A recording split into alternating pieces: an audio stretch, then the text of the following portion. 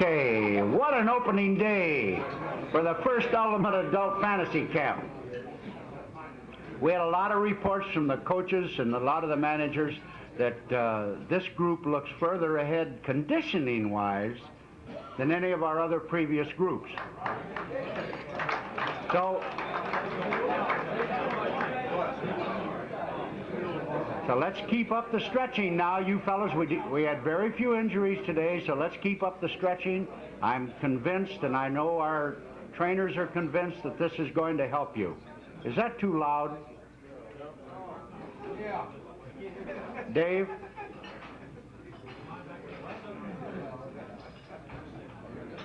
Now, I want you to know that every night after the games, the managers and the coaches and myself, we sit down after the game's over, after you fellas are gone, and we pore over all the game reports and the stat sheets, and we try to pick out the individuals who performed well on the field that day so we can hand out some awards. 3 years ago, when we had our first camp, we started issuing what we call a Potato Head Award. And that Potato Head Award is given to a player who was only on a winning team and helped his club win that game. Well, we've changed that this year. We're going to give a Potato Head Award to everybody, every team that plays in the game. So that'll be 4 awards a night. The first game I want to report on today, Albuquerque.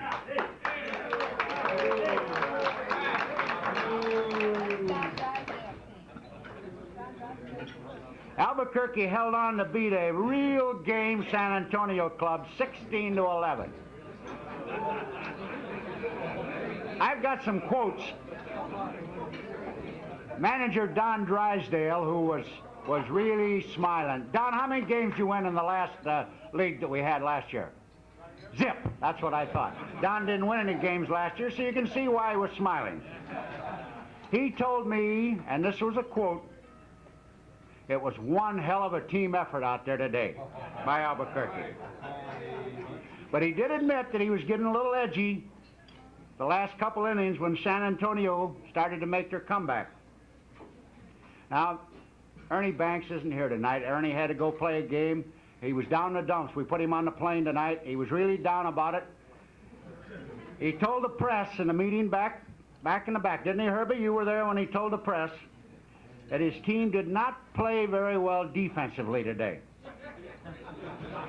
But he thought that he and his staff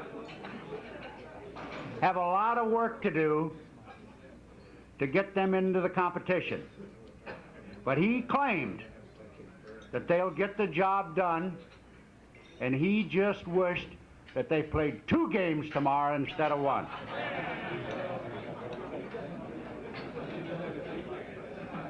Now, the highlights for the San Antonio club, and even in a losing cause, there were some things out there that kind of made you want your eyes sparkle a little bit. I know Duke and some of the hitting coaches noticed that there were some things out there he thought he'd helped them on already.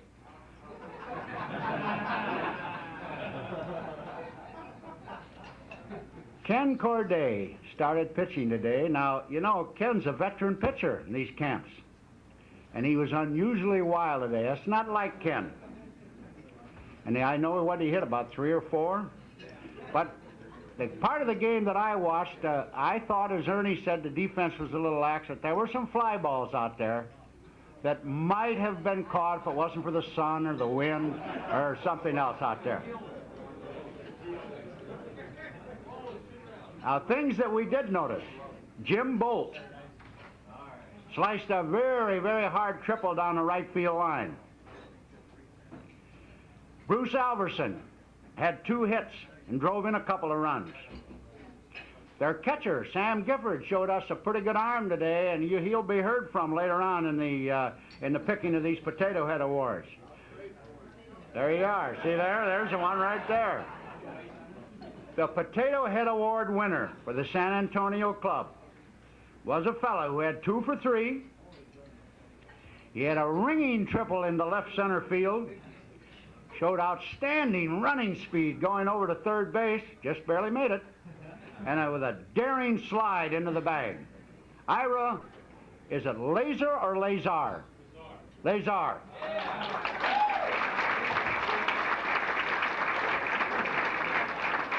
Come up here, Ira. This is the Potato Head Award. Stand up, Ira. Here, turn right around here, Ira, and get your picture taken at the same time. There you are. Watch out, the feet drop off. You have to hold on. Here, Ira, she's got the box for us here. Now, for the winning Albuquerque club. All right. Some of the highlights out there today, and these are things, as I say, we really had to pour over this thing, and Don spent a long time. I didn't think he was ever going to get out of the back room back there trying to get this stuff straightened out. He had some tough decisions to make today. He told me that catcher John Day, he had 2 hits, 2 solid hits, and when I was over there, I saw him challenge a fly ball. And Duke, what a job he did on that fly ball. Towering, twisting fly ball that was hit straight over his head, kind of campy. Used to have a little trouble with, but not much. But it came back down to him, and John put that glove on it, and the ball popped up in the air, but he got it on the second shot. Very good, John.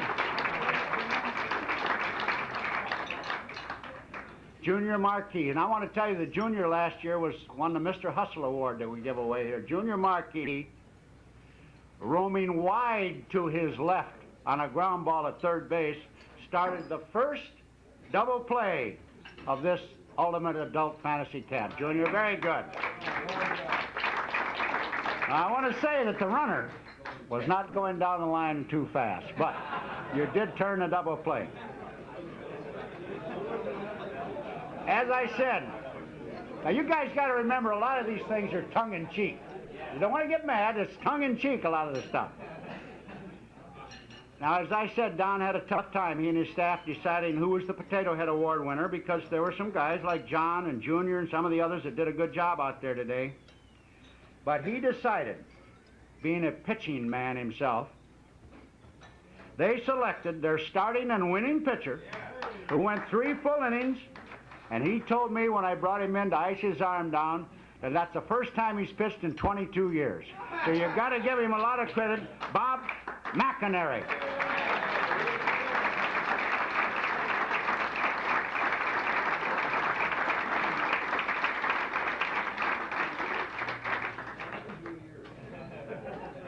Bob, that's your Potato Head Award.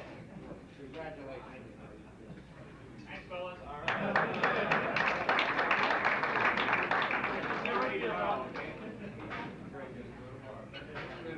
Hey, what a ball game out there between Vero Beach and Bakersfield. I was over there one time, and Vero Beach was leading 12-4, and 12-6 going into the last inning when the time limit was going to set in. They ended up in a tie, 12-12. Now, I just talked to Mrs. Roberts, and she said that he was a bear when he came home after he had that tough time. I think we got cheated. I don't think they scored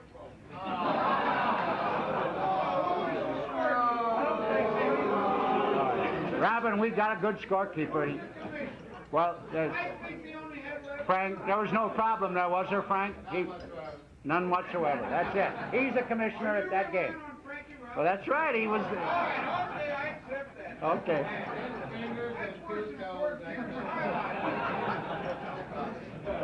For the Bakersfield comeback team of manager Warren Spahn, I thought Warren had given up once in a game, but he realized they were going to come back.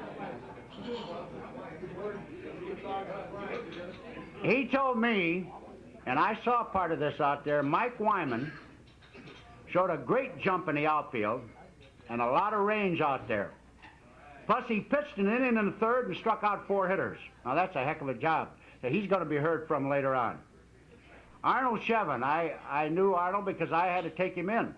He had 2 shutout innings, and then he sprained his ankle sliding back into second base.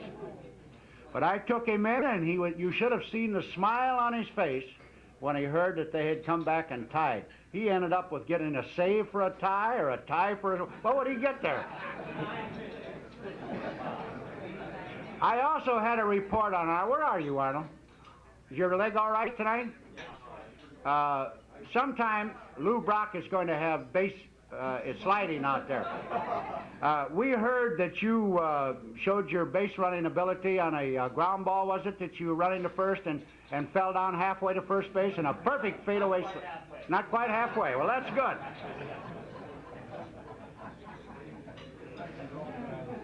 The Potato Head Award winner goes to a fellow who had a 2-run triple in that last inning, and according to manager Spahn, set up the rally for the last inning. He also made several fine defensive plays around third base. Tom Powers.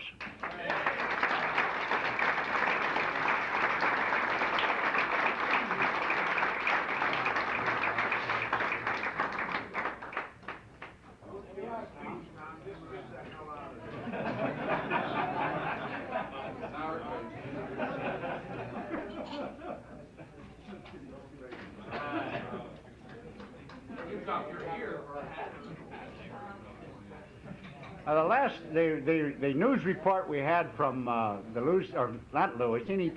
tied the game. Manager Roberts was that he was trying to negotiate. He was on the phone tonight trying to negotiate for Goose Gossage as a short relief man, but he found out that the price was a little too high and he can't get him down here. So he said he'll go with what he's got, and they'll be in contention before it's all over. Now, the highlights of that game. Arnie Whites hit a long home run down the left field line, and the one thing that was really good about it, he almost lapped Doc Manus, who was on base in front of him. Almost, that's right, almost, Doc. And I got us. You were just timing yourself, weren't you, Doc? I knew he might let. Okay. Also, I got to say, Doc, you had a pretty good day out there. You pitched twice, and you got 3 base hits. That extra weight that you've added on hasn't really hurt you any, has it? He went 3 for 3. The Potato Head Award winner, as selected by manager Roberts and his staff, was the catcher, who was 2 for 3, drove in a couple runs, and according to manager Roberts, ran the bases like former big league player Pepper Martin. Huh? All right. How many remember Pepper Martin? Well, nobody remembers Pepper Martin. I do. And the winner is Reed Turner.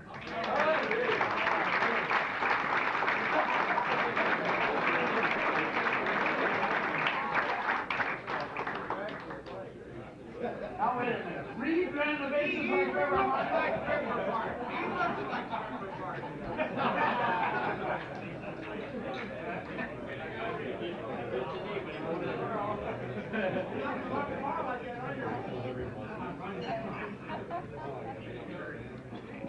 Now for tomorrow, I want to remind you about tomorrow's schedule. In the morning, we're going to have the 4 sessions like we had today. We'll have live hitting, and we'll also have a half hour of hitting in the cages, where Duke and Frank are going to put you on the tees and do a little extra work, I understand. And there's going to be some much more defensive work out there. And we're going to have an half-hour session for everybody with base running with the great Lou Brock. And we'll play the games in the afternoon.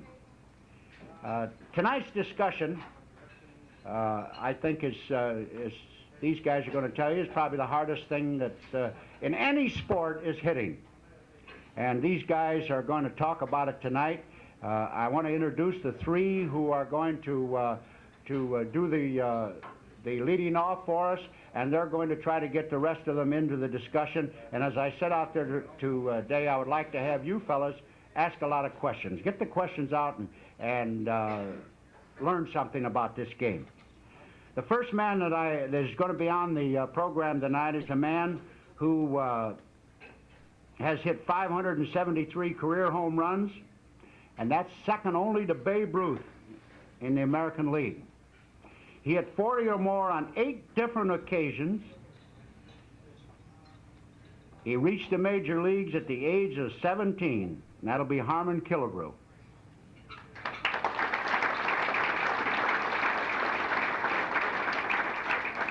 Next is a man that I mentioned this morning who never, ever had the opportunity to play in the minor leagues. And boy, you missed something there. He compiled, and I told you, you look at these stats, it's amazing. He compiled 3,007 career hits, 399 home runs, and had a career average of 297. Now get this, he was named to 18 All-Star teams. Won a batting title in 1955 with a 340 average, and that's Al Kaline.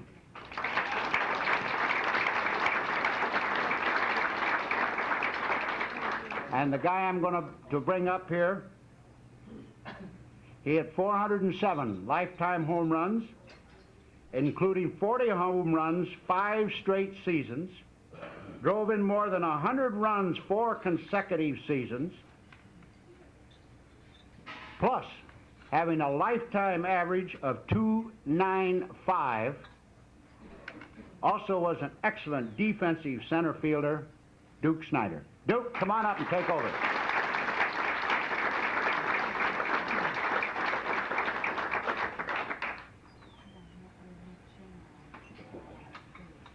Yeah. Thank you very much. You know, when Koufax got his 1,000th strikeout, I told him, that's nothing. I got 1,200 and don't even pitch.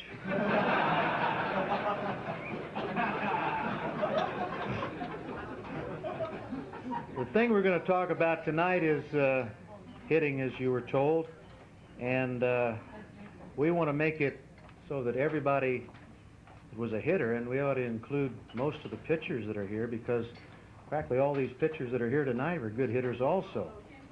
And Wilhelm isn't here, so we're okay. I think all of them were good hitters. But Al and Harmon are going to come up here in a minute. And the thing that I'd like to emphasize first is that Ira, he was having trouble in the batting cages today. Got 2 hits, right? Just changed one thing, right? Mr. Manos has been down here several times. Got 3 hits today, so you better hover around that batting tee tomorrow. Because these guys were weaned on the batting tee for a couple of years now, and look what's happening. Results, and that's what we're looking for. There are others. Mr. Gifford has turned into a pretty good-looking hitter, which all of you will find out as this camp goes along, and he came over to the tee. And the thing we're going to do tomorrow is that when your teams come over to the batting cages, we'll have a batting tee, and we're going to try and show you the right approach to how to hit the ball. As Campy and Pee-wee and all the Dodgers that are here will attest, that we all had to get in there and hit off a tee at one time or another. Mr. Rickey insisted on it. And I know when I was first showed the ball on a hitting tee, I couldn't hit it. I'd hit under it, over it, and all of a sudden I got the knack of just how to approach the ball, and that made hitting a lot easier, just learning how to approach the ball. We've got guys here in this camp, instructors, all different kinds of stances, all different kinds of swings. Frank Robertson, a good example. He's right on top of the plate. Campy was way away from the plate. Doesn't matter where you stand. It's the results. Pee-wee was right in the middle of the batter's box, and he always used to say, I sacrificed myself so he can get on base so the big guys can drive him in. And he did. Pee-wee was that kind of a player. But he had that little inside-out swing, hit and run a lot. And so these are the guys, all these guys that are here, you just got to bend their ear and talk to them about hitting. And some little thing they might tell you is going to help you out in these games. And something you might be able to pass on to some youngsters when you go home. Something that can help you be a better hitter. Now the thing that we covered today was gripping of the bat. I would say 50% of the guys that I saw swing a bat today were choking the bat with their top hand like that, just gripping and squeezing the bat. And they were having trouble getting the bat through. So we talked a little bit, and it's more like a golf grip with the top hand, not over-exaggerated, but the bat should lay across your hand a little bit like that instead of choking the bat like this. And as a result, you'll be able to get the bat through. I will show you that on the hitting tee tomorrow, and all your instructors and your managers will be talking to you about those things when you hit off the machines. To me, if you can hit the machines, you're a heck of a hitter. They put me in a slump whenever I hit against those machines, because you're always anticipating. You're always anticipating the ball coming. You're waiting, and you're not ready. You're not ready to approach the ball right. It's sort of like hitting at Wilhelm, with that knuckleball. It's very difficult. The machines, one of those machines today was throwing about 70 or 80 miles an hour and throwing a split finger fastball that sunk about 2 feet. It was very difficult for any of you guys to hit it. But basically, the thing that I'm going to talk about, and then we got some time here. We're going to answer a lot of questions. We're going to bring everybody in for the questions, but is to just try and get comfortable at the plate, and then we'll show you the rest tomorrow on the tee on how to move the ball and how to make contact. Now, some guys are pull hitters, some guys hit the ball the opposite field and all that. We'll try and show you where you're supposed to hit the ball inside, where you're supposed to hit the ball when it's outside.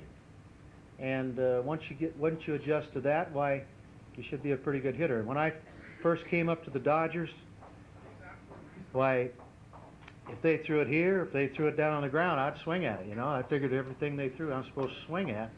And after I learned the strike zone, why, I got to a point to where George Sisler taught me how to hit the ball away, wait a little bit longer on it, hit the ball away to left center field. I was a left-handed batter, and got to a point where I'd hit the ball over 400 feet to left center field.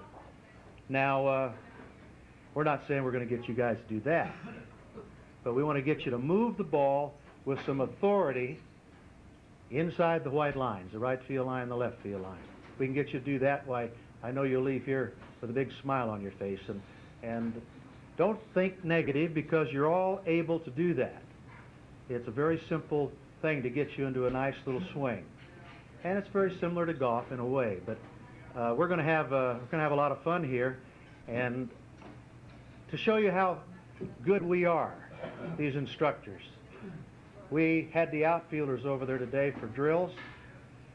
And I don't believe that there's maybe just 2 or 3 outfielders today that could catch the ball. So I don't think we did very well with our instructions this morning. But it was the wind. I think the wind was quite a factor out there today. But we were blue in the face about the wind, know which way the wind's blowing and what to do. But you got to be a little bit relaxed out there. Maybe we should have a little session on defense, guy. Because that's how you lose games down here. I know I asked my son one time, he was going to manage a Little League team. And it's the first time he'd ever managed. And I said, well, what are you going to do first? He says, I'm going to teach them how to field the ball and how to throw the ball and catch it. He said, if they can field it and throw and catch it, we'll beat most of the guys. And that's the way it is right here in this camp. If you can field that ball, catch it, and throw it, you're going to win some ball games, because defense is very important. But we're talking about hitting, so Harmon's coming up. He's going to talk to you right now.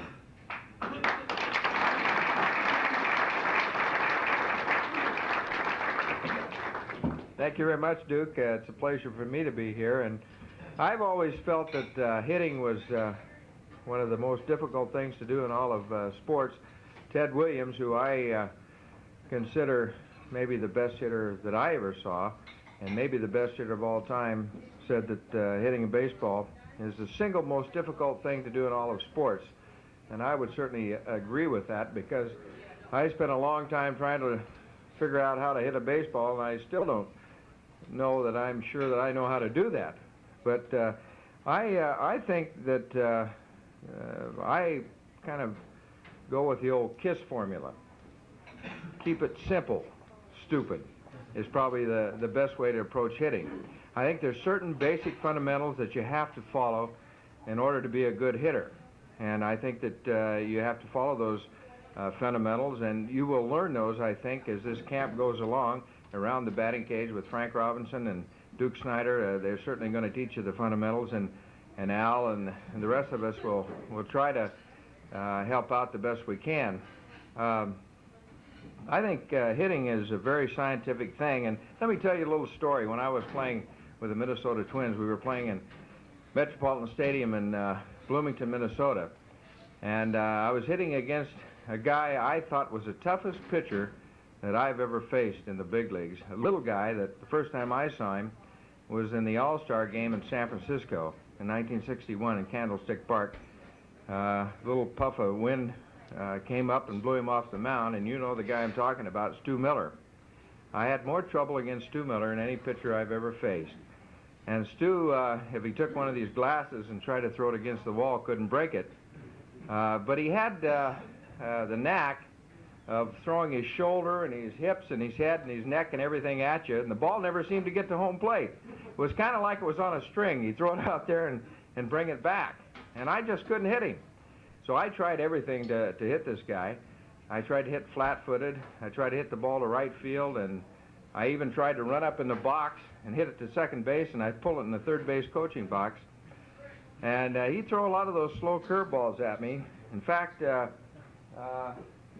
Stu was one of those guys, and a lot of pitchers today will do it, was tougher in the stretch than he was in the windup. And I always thought that pitchers were tougher in the windup than they were in the stretch, but Miller was an exception to that. And I was hitting against him in Bloomington one day, and I thought, well, I'll just try something very scientific, because hitters are very scientific, and he was throwing a lot of those slow curveballs. And I watched him, and he released the ball, and I thought to myself, well, I'll count to 3 and swing. That's really scientific, isn't it? And he released the ball, and sure enough, it was a slow curveball, and I counted to myself, not out loud so the catcher or the hitter or the umpire could hear me, but I went 1, 2, 3, and I swung, and I hit a home run. And that's the truth. And I thought, Mr. Miller, I got you now. And I only got one more base hit off of him. All the years he was with Baltimore in the American League, he was there 5 years, and I would have been back in Payette, Idaho real fast, I'll tell you, if I'd had a hit off of Miller every day. But the point I'm trying to make is that no matter whether you're in the big leagues, the minor leagues, little league, or in a camp like this, hitting is a difficult thing to do. And so I think try to keep it simple, use the basic fundamentals, and just concentrate on the baseball. I talked to Al a number of years ago, and I asked Al Kaline what the single most important thing you should do as a hitter. And Al told me, after you learn the basic fundamentals as a hitter, and you're in the big leagues, and you certainly should know those, concentration on the baseball is the single most important thing you should do. And I would agree with that. If you concentrate on the baseball, watch it all the way to home plate, that's going to overcome a lot of faults that you might have as a hitter. And I'd like to bring up Al and let him give you some of his ideas on hitting. But I think, for me, try to keep it as simple as possible, use the basic fundamentals that you're going to learn down here, and concentrate on the baseball. Al?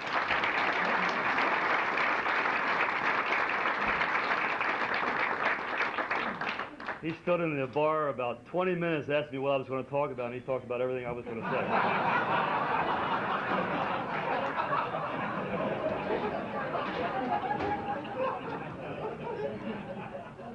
How about me, alongside 2 guys hitting 500 home runs? Man, I was punching Judy. But there are certain basic fundamentals that I think hitting is all about, and don't feel badly if you don't do them right, because there's a lot of guys in the big leagues, and even the great players here today, still have problems with the basic fundamentals. The good hitters are the ones that are able to stay out of the long slumps and do the basics more often than the others. And the single most, and I told the guys on Albuquerque, the guys that I work with, and by the way, Duke, we had that all planned. Don told us the last inning, he says, let's let the other team make a few runs, make it close so we don't run away with this thing. So we had a few outfielders said, okay, I'll drop a fly ball here and there. So. That's what Robin told his team, too. But when I was watching the game today in the batting cage, there's a fundamental that most problems with hitting, and that's with the front shoulder. I think the front shoulder probably gets you more problems than anything else in hitting, and that's opening your front shoulder, pulling off the ball, facing the pitcher too soon instead of keeping that shoulder close to the hitter as long as you can and get the full extension. And it's very easy to do when you're up at the plate. All of a sudden the pitcher's throwing. The first reaction is open your hips up and your shoulders, and all of a sudden you have a long swing, and you wonder why that ball goes to the opposite field all the time. And that's exactly what happens. When you open your shoulders, you give yourself a long swing, the bat head stays back, so consequently you're trying to swing, it's late, and you hit the ball to the opposite field, and you hit the ball in the handle a lot. So you have to try to keep that shoulder to the pitcher closed as long as you can, and then with full extension, you're able to whip the bat through the strike zone quicker that way. And that's what I saw today with the campers was the most obvious weakness and it's a very tough thing to correct. But with Duke and Frank working with you in the cages, and believe me, those batting cages today were the toughest I've ever seen. I mean, I don't know how you guys were able to hit those knuckle balls and that ball coming in there and sinking like that. My goodness, I wouldn't be able to hold a baseball bat. I thought my club, Don's club, did a great job today. We hit the ball all over the place, and we had some problems catching the ball, and we didn't do too good with the outfielders, Duke. We really didn't. I mean, there's a lot of work there. But another thing that a problem for hitters is the uppercut swing, we call and that's the dropping of the back shoulder, dipping of the back leg. And when you're approaching the ball, you go like this. All of a sudden, you're swinging up, and you wonder why you get that pitch down the middle of the plate, and you foul it back. And that's simply what you do. You come in, and your bat drops down your shoulder, and your elbow comes into your body, and all of a sudden you're swinging, and you wonder why you missed that pitch right there that you should be hitting the ball hard, and you foul it back. So that's another thing that is a major problem. Not only here, but in the major leagues also, and through the minor leagues, that they drop the back shoulder, and consequently they're swinging more up on the ball. And anybody who throws the ball with any velocity, it's really tough to get on top of the ball, and you consequently pop the ball up or foul it back, or even swing and miss it. So. But I've seen a lot of talent here. I've worked with two fantasy camps with the Detroit Tigers in Lakeland, and I think you guys equal the players that we had there the last 2 years. And then I really credit all you guys. You work hard, you hustle all the time, and I tell you, it's just a real pleasure for me to be here and work with you guys. You guys are great guys to work with. So, Duke, you want to have them ask questions, or we're gonna? Go ahead, Duke.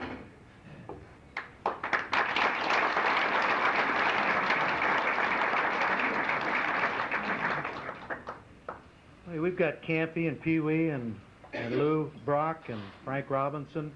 So any questions for any of those fellows, they'd be happy to answer them. Yes. Just in general to all of you, maybe with the exception of when the wind's going out of Wrigley Field, do you find some parks just get real good and other parks you just good for whatever reason? Well, I'd love to have hit on AstroTurf, and I think all the fellows here would have, because that ball shoots through the infield. I used to play pepper with the second baseman, and Pee Wee still got bruises on his legs from sliding halfway to second because of them. But I think Chicago right now is the best park to hit in as far as if the wind's blowing in the right direction. But we had a pretty nice little ballpark in Ebbets Field. It's kind of nice to hit in. I mean, you could go anywhere in that park and do some damage. Pee Wee hit one day in right field that the concrete wall before the screen started up is about that wide, and he balanced the ball right up there for an inside the park home run. It might have been off Robin.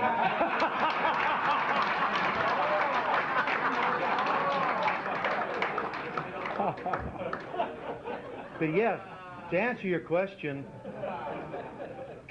for myself, yes, there are parks that we hit better in, and other parks. I could never get comfortable in the Polo Grounds. It seemed that home plate was in the wrong spot for some reason. This was a horseshoe stadium, and and we weren't parallel with the two fences, you know, the horseshoe part of the stadium, and I didn't hit well there, and didn't particularly like it there. Of course, it was 900 feet to center field too, which wasn't too good. How about you, Robbie? You have favorite parks? Yeah.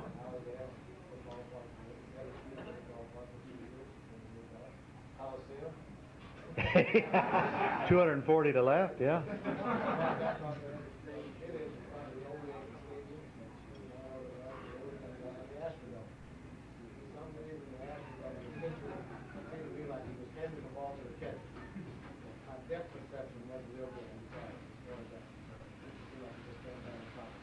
You know, I think Connie Mack Stadium in Philadelphia, I think the ball carried probably better there than any place I played.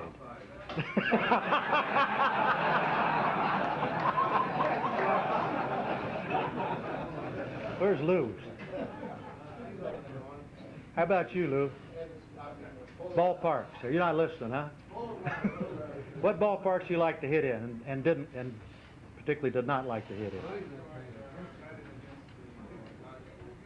The Dodger pitching staff? Any park? That AstroTurf in St. Louis wasn't bad, huh?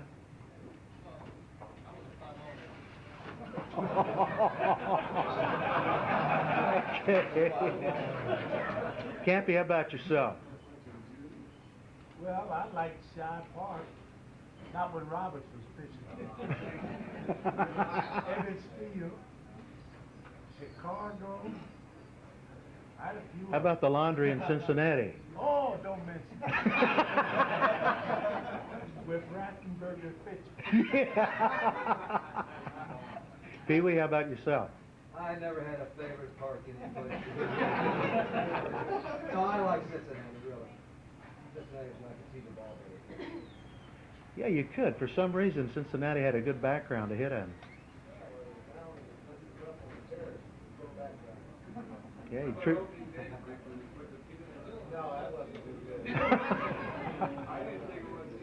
Any other questions? I'm sure Gibson will agree to this. One thing is get rid of the DH. Does it bother you guys to see the DH all the time for pitchers? If the AL still gets in? Well, all these pitchers were pretty good hitters and took pride in it. But what do you think of the DH? I'd rather have William Williamson in my spot. I think the DH would be great for him. I really do. I think William takes a lot of it. But as a pitcher, I'd rather have William get him in his spot. Austin around a long time in the ball. But you don't have to worry about any retribution if you throw from the drive. Oh, no. Frank, what about the American League? You played there and you've been a DH. I think it's good.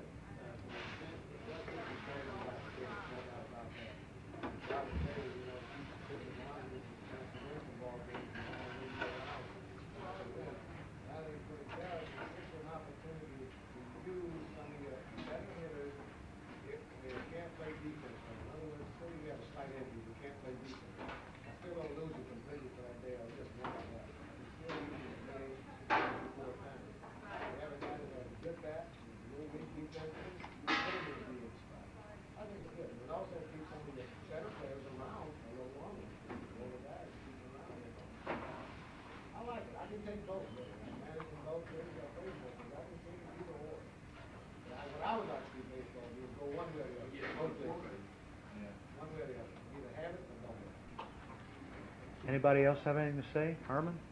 No, I agree with Frank. I think you ought to go one way or the other, and both ways should be the same. Al? You see it all the time. I see. I think you see a lot more injuries to pitchers in the American League because of going the extra innings and never having to be taking those games. I think it's a no-brainer managing the American League now. Really knows taking pitchers out of the lineup, taking out of the lineup, unless he's really getting hit hard. It's much easier to manage in the American League now than it is in the National League. What do you think, Donnie? Well, I don't like it. I think I said when I first came in that there were going to be a lot of bad arms, and I think that's kind of proven through the years.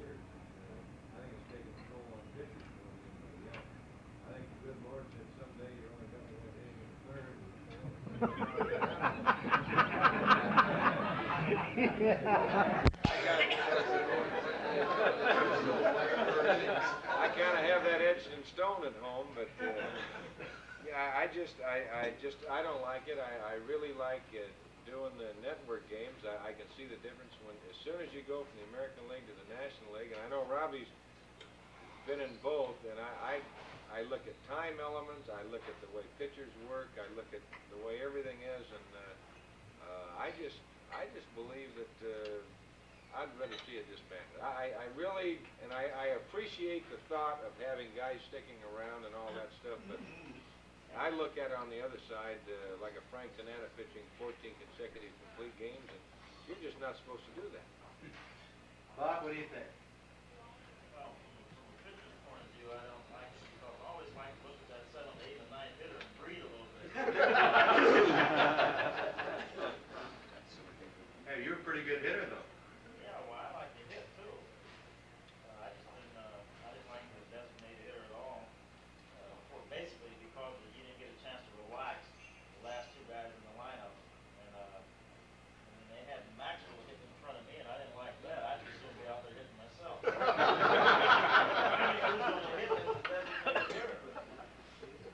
Relax on that 8th or 9th guy, does that bite you?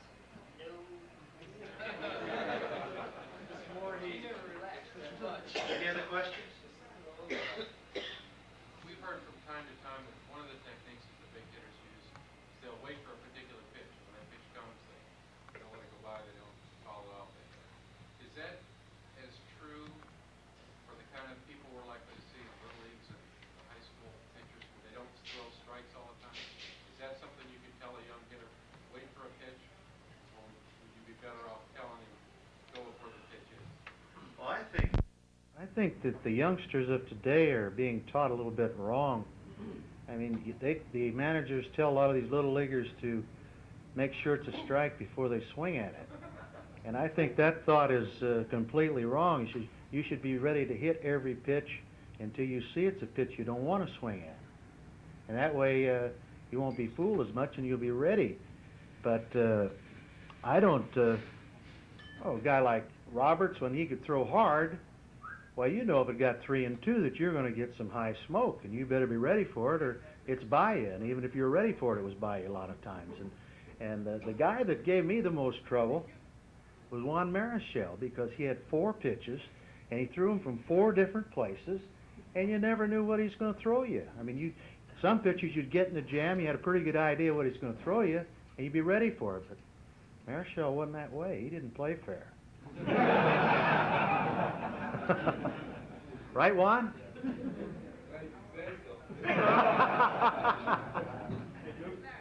think if you hit the fastball when you get it and get a good pitch and hit it hard,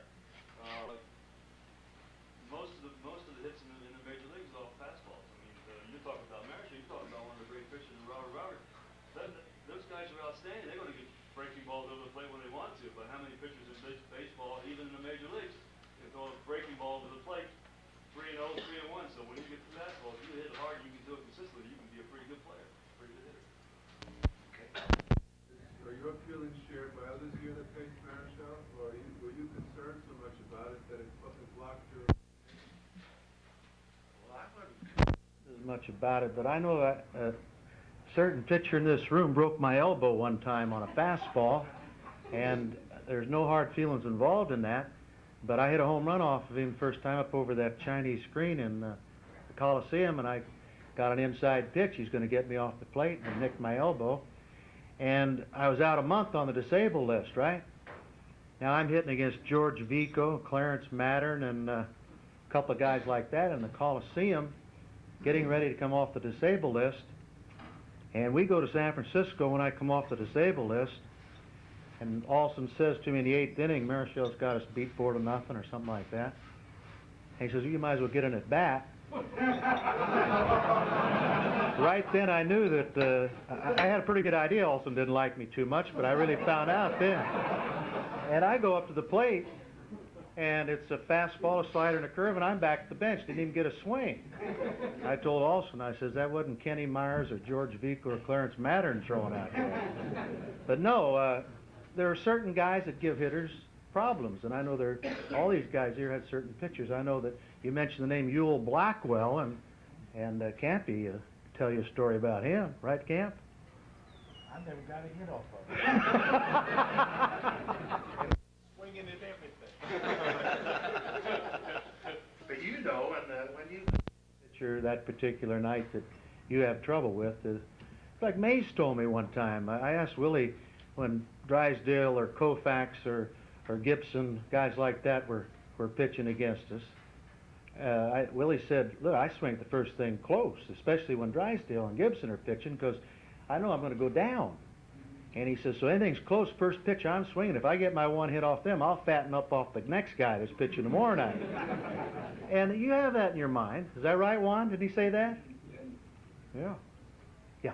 If I remember correctly, you were a pretty good hitter off the you used to hit it pretty well better than most. I know they always say a weight. You know, weight. Right? You got to weight on the knuckleball. What does that mean, though, exactly? Because, you know, it seems like an easy concept. Why don't more guys hit the knuckleball? Well, the theory that I had, fortunately it worked, was like catching a knuckleball. Did you ever try to catch one? If you go out after the knuckleball, you're not going to catch it. You got to make it come to you and then catch it. And that's the way I tried to hit it. And, yeah, you know, a knuckleball usually would break down a little bit. It goes this way and that way, but it would break down most of the time. But I just tried to make it come to me, and then just like catching it, then try and hit it. What if because you don't really know where it's going. No. The pitcher doesn't know where it's going. What do? You just kind of tell it that particular pitch does come at you, so that it's in your wheelhouse. Answer that. If it looks good, well, I had a whack at it. Yes. I have a question for Al Kaline. Al, you were in the Biggies for a long time. You hit 399 home runs. Do you know how many you lost to rainouts? Yeah, there was 4 of them that was rained out the first or second. Poor baby.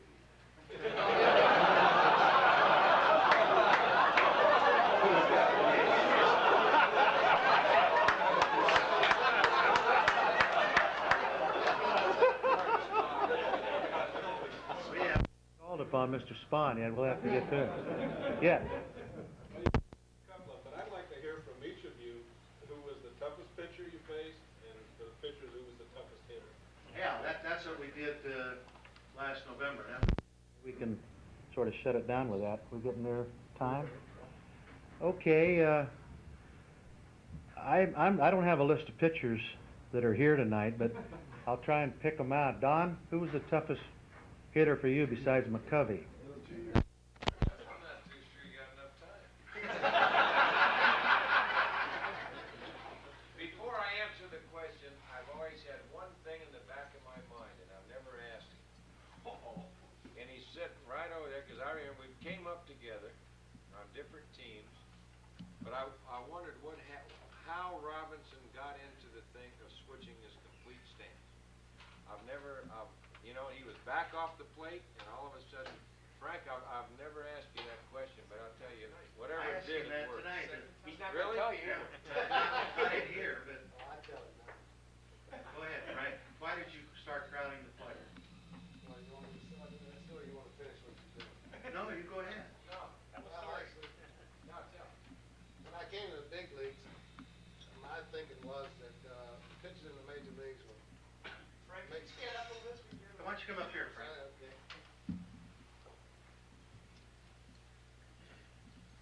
Well, my thinking when I came out of the minor leagues to the major leagues, and I knew the pitchers were very good. On a daily basis, you're going to be facing outstanding pitchers each day, and they were going to have very good control, and they were going to be able to pitch the ball inside, outside, or whatever they want to do with it. So my thinking was that I wasn't a hitter that wanted to go into the pitch. I didn't want to go into the pitch to cover the outside part of the plate. So my thinking was I was going to get right on top of the plate, take the outside pitch away from the pitcher. I thought they could more consistently make good pitches away from a hitter than you can inside. I figured if they came inside and they made a mistake, it's going to be right out over the plate where I could hit it. If they came inside and they were on my thumbs, and if I picked the ball up soon enough, I'd take that pitch. If not, then my thumbs would just have to suffer a little bit for a while, which they did on a number of occasions. But my thinking was I was going to take the outside part of the plate away from the pitchers without having to go into the ball. and that was my thinking. And I stayed that way. I wasn't too smart getting that close to the plate. I got about hit in the head about 5 times. But that's why I did it. I made that switch on my own, and I made another switch after 9 years in the major leagues. I took the bat from parallel to the ground over my shoulder to holding it straight up after 9 years of being pretty successful. Why? Well, each spring I struggled, most springs, to try to hit 200 for April and May. And I was always kind of experimenting during the season when I would go into a little slump, change the stance. And I had pretty good success sometimes during the season holding the bat straight up. So one spring I just decided after 9 years I was going to start it in the spring, hitting the ball that way, and see how I would do. And that spring I had a good spring. And I came out and I hit well over 300 for the first part of April and May and stayed with it. But I did strike out 100 times for the first time, the only time in my career that year also. But that's why I did it. And so the next 11 years I stayed with that stance. But I never backed off the plate. I never came off the plate at all. Drysdale as well with all those changes? No. No, I did not. Matter of fact, in 10 years, I only hit 2 home runs off of Dunn in the National League. And to answer your question, so I can sit down and don't have to answer it later, Drysdale was the toughest pitcher for me to hit against, and so was the left-hander over here, Spunny. This guy had more, he almost had as many pitches as Marichal. I didn't know that. Yes, you did, too. Yes, you did.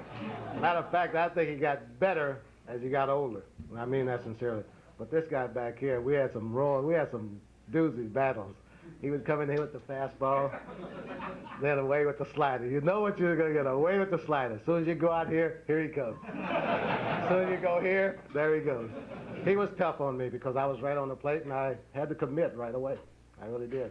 And he knew that. But he didn't mind letting you know he was out on the mound. It was tough hitting against him. It was like wrestling a bear after that 4 at-bats against him.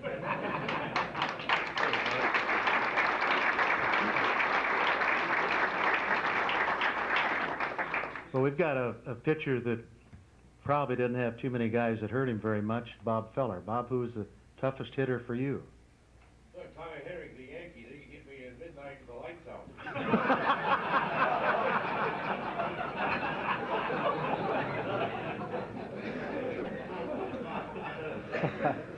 Joe DiMaggio told me one time that he didn't mind hitting against you when you just had the fastball, but when you began getting the curveball over, he said it was a tough chore. Well, Joe was the toughest right-hand hitter for me. He was the only real hitter that bothered me consistently. And I started pitching about 6 inches inside when I had enough control to do that. But I had a dozen of left-hand hitters that bothered me, like Taft Wright, little pesky Nellie Fox. Fellow didn't swing hard. And Taft Wright, looked like a runaway beer barrel, but he could hit. Robbie, how about you? I think over the whole deal, Banksy probably hurt me more in close games than any of you big guys. I often found, though, Duke, if I had that little extra on my fastball, I could get most of you out. But if I didn't quite have it, it was a tough fight. You know, one thing Frankie did was kind of interesting. We all involved with trivia. There's been 2 guys that hit 38 home runs in their first year in the big leagues. Frank was one of them, what's his name? And a guy named Wally Burton, who you probably think of Wally Burton. But I always thought that was a hell of a record. A guy his first year up hit 38 home runs and he's only 2 times. But I think my big deal was with Banks. I'll tell you a story about Banks. I could get him out low and away, and he'd hit ground balls and pop flies. And then I'd pitch to him, and I'd think if Bernie had a brain in his head, he'd be looking for that, and I'd go inside and wham it in a home run. It took me about 8 years to find out Ernie didn't have a brain in his head.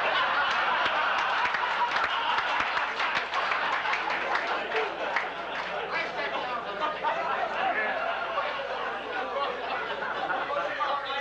and that makes me dumber than Ernie. Great. How about you, Warren? I made heroes out of people you never knew. No, honestly, there was a little second baseman that played for Pittsburgh by the name of Kurt Robertson. And he hit about 150 in his career. And every time I got my arm up here without releasing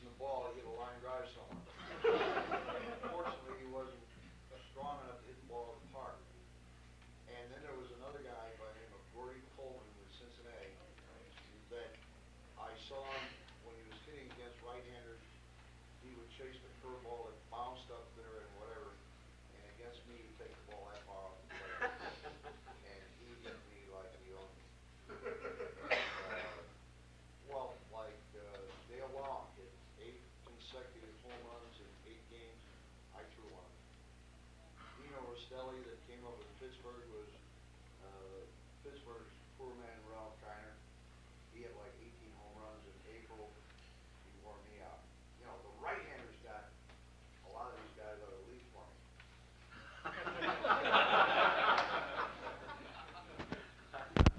Lou? The luckiest guys in the world are the right-handed pitchers. You know, the sidearm of the right-handers and whatever. But god dang, I had to combat all the right-handers. And even Snyder yourself wouldn't pitch or hit when I pitched against the Dodgers. I beat you one night with a bunt. With a damn bunt.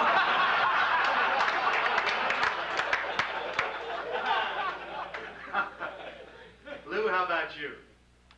Actually, the guy I didn't like to face most often was Bob Beal of Pittsburgh. Uh-huh. 6'7", didn't know where the ball was going. I bet. He'd step halfway to the plate and release the ball. And I got hit on several occasions from him. Sam McDowell was another pitcher I didn't like. Aronofsky I didn't like. I didn't like Gil Lotsa. And he used to throw sidearm to me, and when he got behind me, he would throw the sidearm pitch to me. Gil as a left-hand hitter, and I would always bail out the other way. The ball was How about you, Bob? Well, I had the same kind of problem that Feller had. It was some little left-handers that didn't swing out a lot of pitches, took a lot of pitches, and just kind of punched the ball over the infield. Right-handers, I had trouble with Frank, and for the very reason he explained. He stood right on top of the plate, and that's where I like to get guys out. And when I would throw him away, he'd hit that ball to center field and Crosby's field, and if he hit it to center field at all, it goes over the fence. And whenever I came in on him, I always hit him. I don't know where he is. I think I got him in the head a couple times.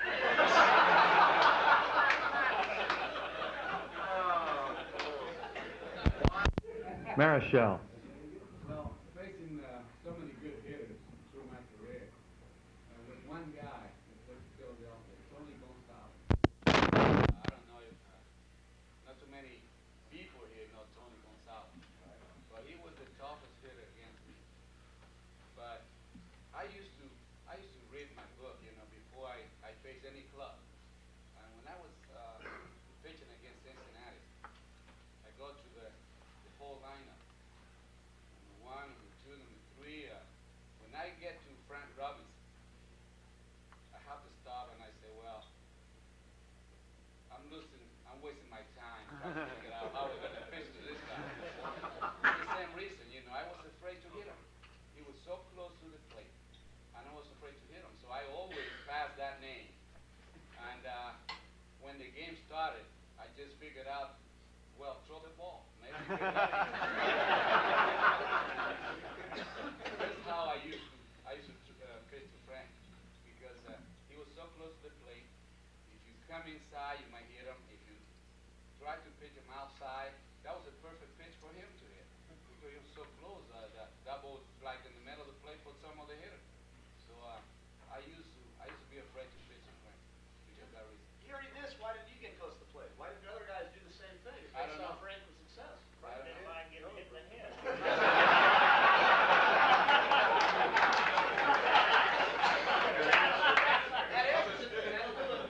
How about you, Campy? They didn't even have helmets where we played.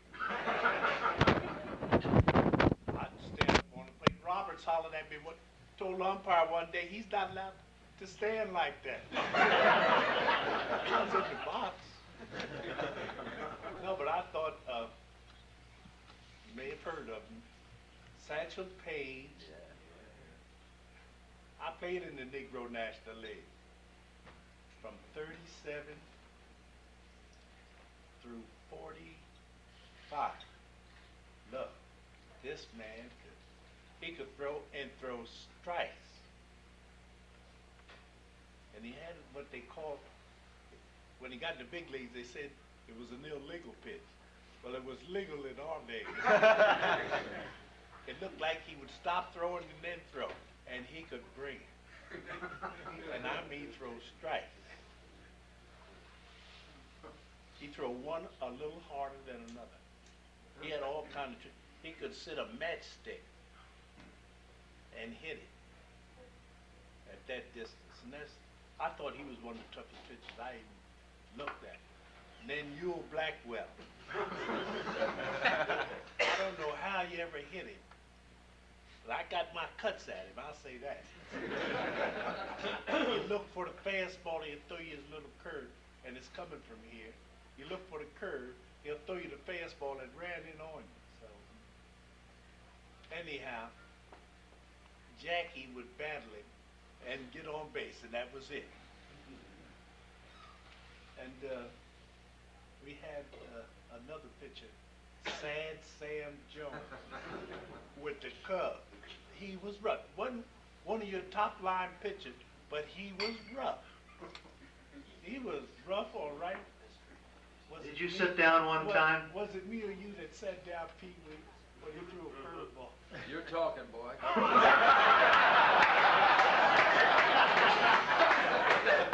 He threw me a curveball one day. I didn't ask the umpire where it was. I sat down and swung at it.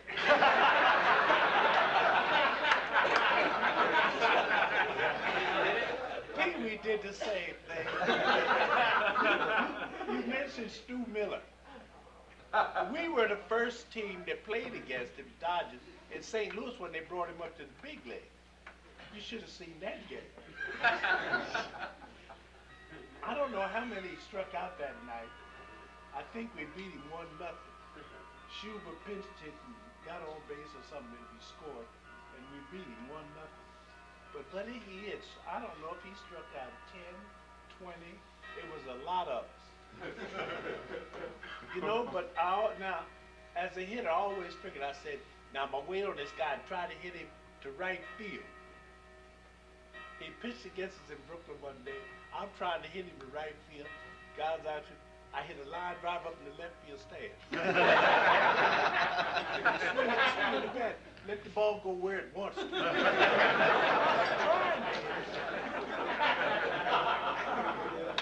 That's the truth. Pee Wee, how about you? Well, Cappy named my two, Sad Sam Jones and Ewell Blackwell. But he was not the only one that sat down on Sad Sam. I did the same thing. I was the second hitter, and Gilliam was the first hitter. And he got Gilliam out after about 2 or 3 pitches. And he had the tremendous curveball, Sad Sam. And I said to Gilliam, when he came back by, I said, I'll tell you one thing, I'm going to get the first fastball. I ain't going to throw me a curveball. And I got up there. I was ready to hit that first fastball, and I went like this. I said, it wasn't a fastball. I sat back flat on my I looked around, my colleagues laughing at me. Jones is laughing at me, my whole damn bench. You look at the on-deck circle? If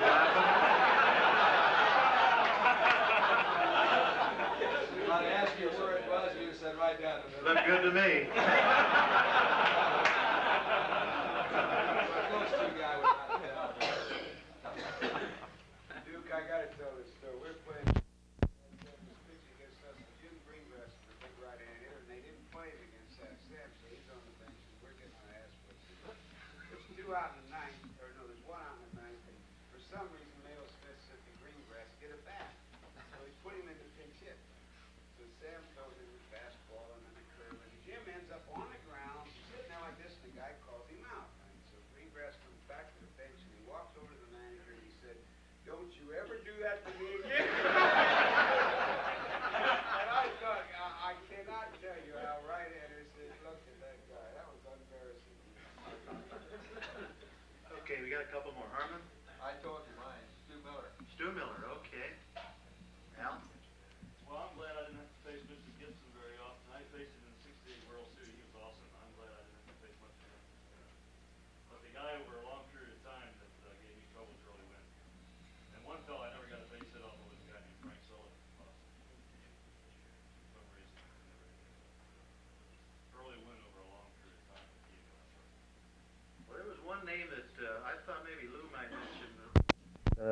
Chris Short.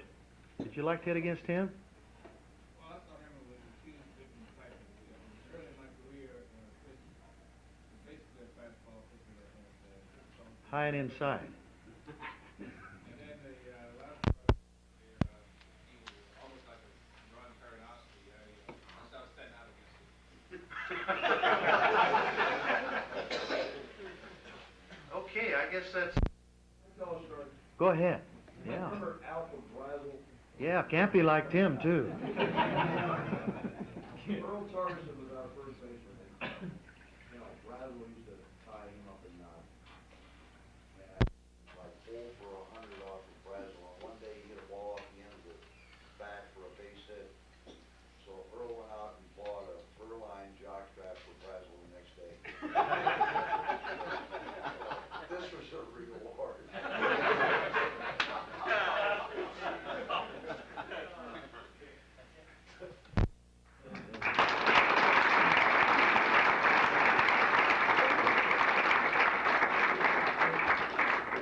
Thank you, gentlemen. That was great. Well, let's get a good night's rest. All you guys got to get back at them tomorrow. See you tomorrow morning.